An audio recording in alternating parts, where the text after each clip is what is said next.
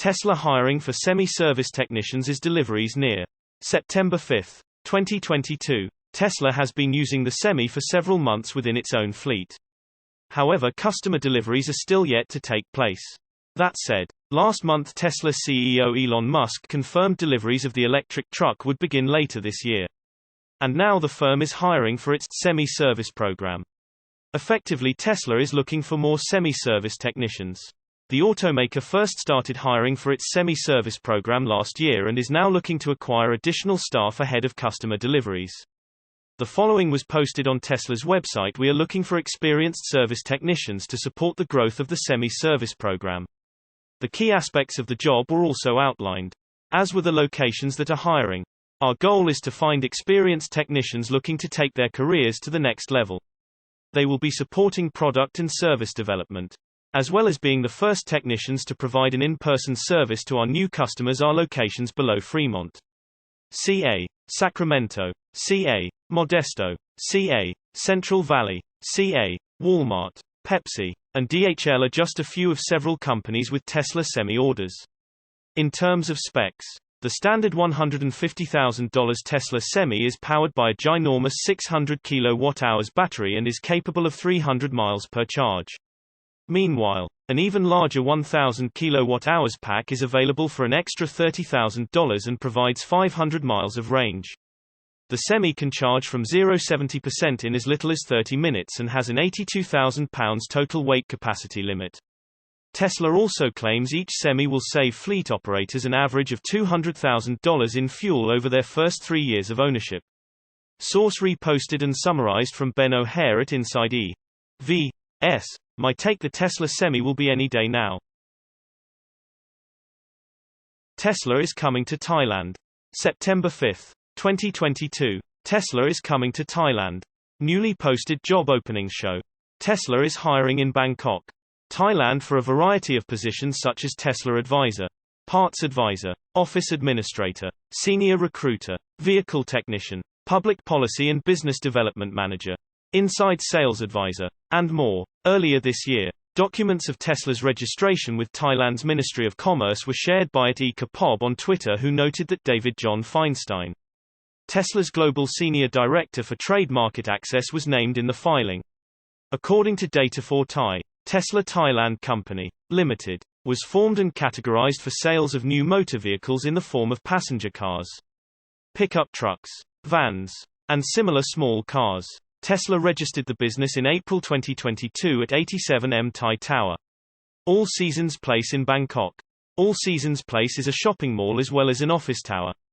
Tesla posted the job openings for the Bangkok location very recently. Its Public Policy and Business Development Manager position was posted 4 days ago from today, according to Google and according to Tesla. The role will lead its policy and business development activities across Thailand. This individual will monitor all political, legislative, and regulatory activities in Thailand and advocate for Tesla on issues impacting our operations and growth in the region. This individual will engage directly with government officials and policymakers on current and future policies and regulations that impact our business in this region. The other positions were posted either 1 or 2 days ago. Looking at the types of jobs posted, one can assume Tesla will be opening a sales and service center in Bangkok. Tesla has also filed to sell not only its EVs but also solar and battery products. As of right now, Tesla's map shows that Thailand has no Superchargers in the region. But hopefully, that may change once Tesla is fully operational in Thailand.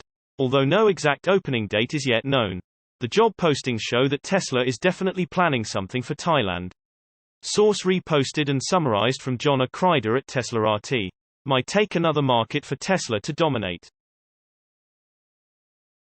Tesla mobile app updated. September 5, 2022. Earlier this week, Tesla released a new version of their mobile app, with the release notes only mentioning 2 new features: the addition of tire pressures and some new Powerwall support videos.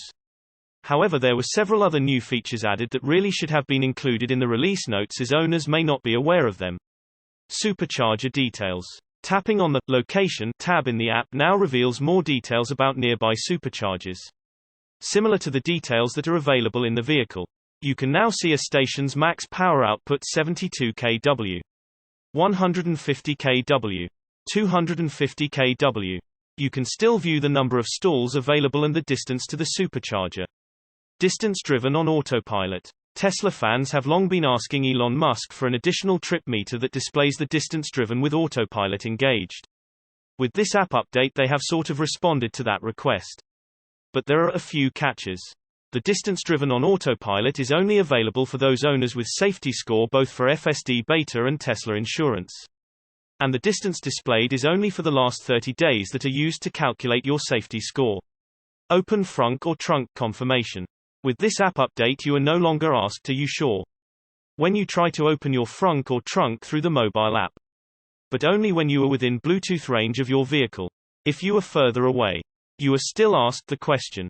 This is likely because in most cases you can still physically see your car when you are within Bluetooth range. Managing additional drivers. Since October last year, you have been able to add additional drivers through the mobile app. Tesla has updated the interface slightly and you can now manage drivers from the bottom of the main screen. You can also still access these controls through the now renamed Security and Drivers tab. Source reposted and summarized from Darren John at Drive Tesla Canada. My take: I love how you Tesla cars keeps improving with over-the-air updates. How did Tesla's Superchargers earn their gold standard status? September 5, 2022. There's no way to sugarcoat it, the public charging experience stinks.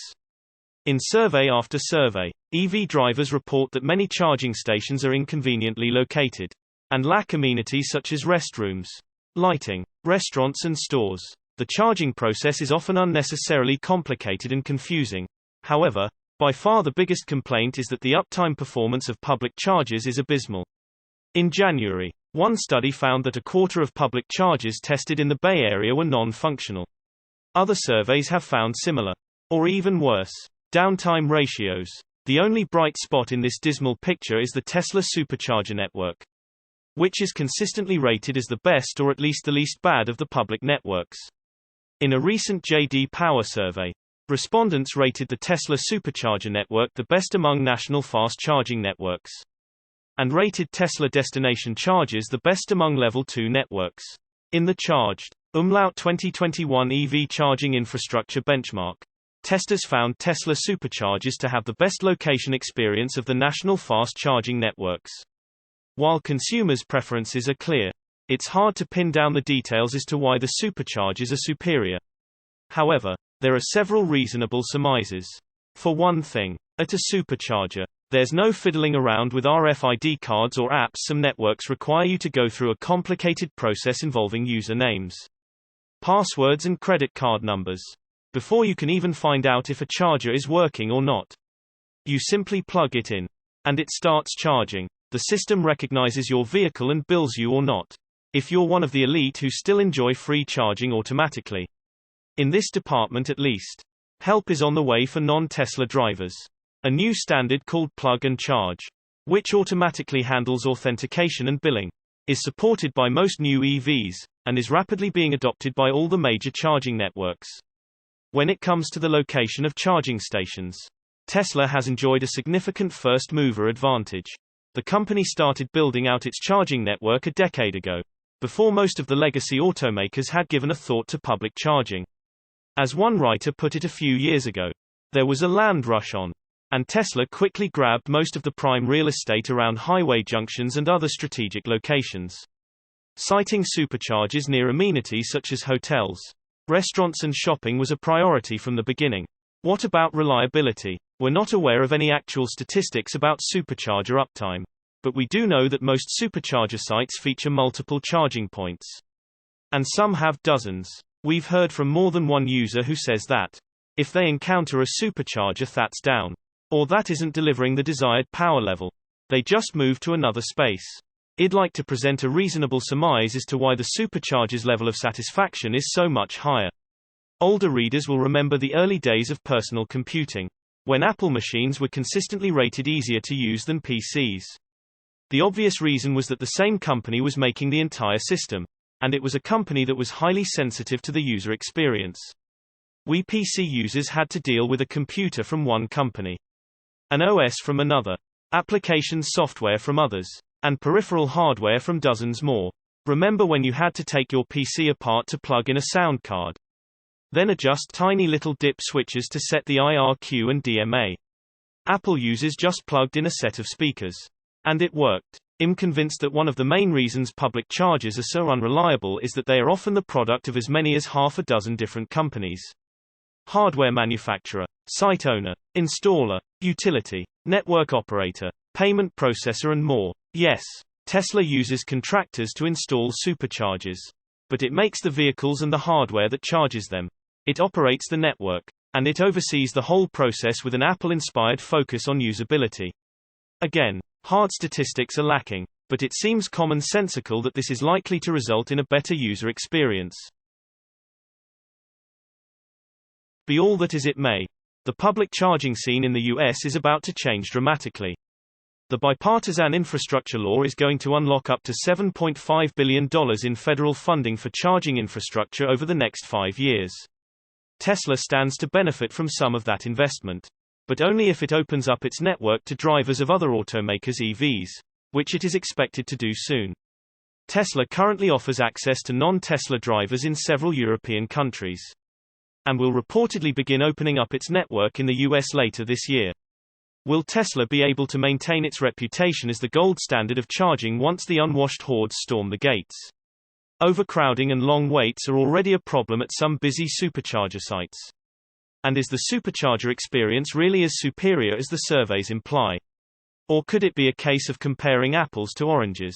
After all, many Tesla drivers have probably never used a non-supercharger fast charger.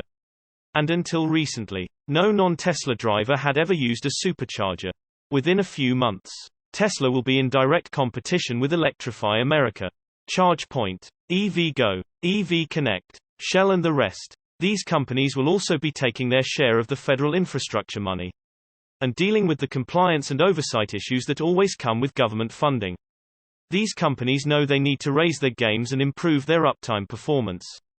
Healthy competition is a good thing. So let's hope that the opening of the superchargers helps lead to a better and faster charging experience for everyone. Source reposted and summarized from Charles Morris at Evanex. My take: they are the best in the business right now. Nobody else is even close.